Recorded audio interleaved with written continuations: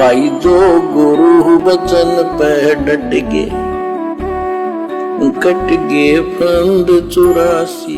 कबीर गुरु गोविंद कर जानिए, क्या वाणी है।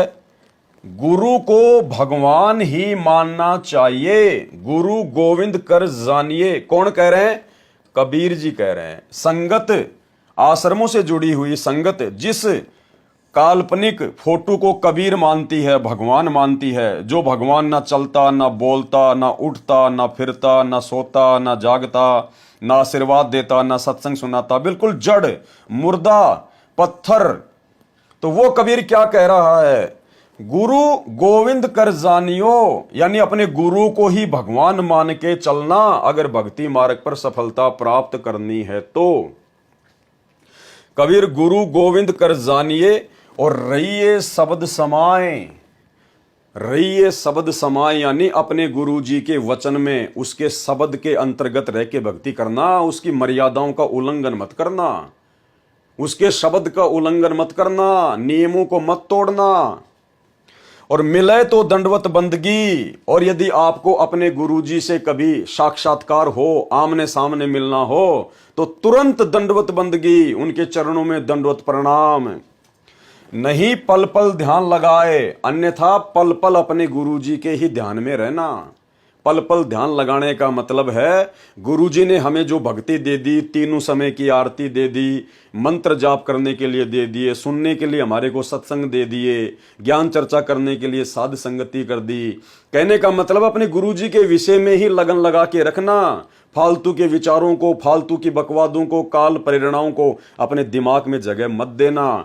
तो ये कबीर जी, जिस कबीर को सतलोक आश्रमों से जुड़ी हुई संगत परमात्मा मानती है, तो भाई आपका परमात्मा तो खुद कह रहा है कि गुरु जी को ही गोविंद समझना, भगवान समझना और उनके वचन में चलना। जबकि आप लोग तो उनके एक भी वचन में नहीं चल रहे, सारे उल्टे काम सतलोक आश्रम मैनेजमेंट हरियाणा कर रहा है और आप उनका सहयोग कर रहे हो।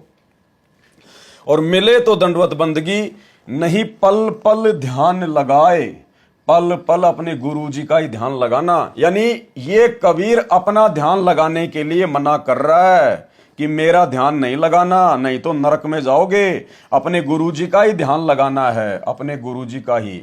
इसलिए हम सत्सेवक जून के महीने में इस कबीर जी की काल्पनिक फोटो का कबीर प्रकट दिवस नहीं मनाते। हम इस फोटो को अपने घर पर भी नहीं रखते, हम इस फोटो के विषय में सोचते भी नहीं हैं, क्योंकि हमें तो पल पल ध्यान लगाने का आदेश केवल अपने परमपिता परमेश्वर सतगुरु रामपाल जी भगवान का है। यानी अपने गुरु का ही ध्यान लगाना है, गुरु का ही वचन मानना है, गुरु को ही भगवान मानना है, तभी हम भक्ति मार्ग पर सफल होंगे।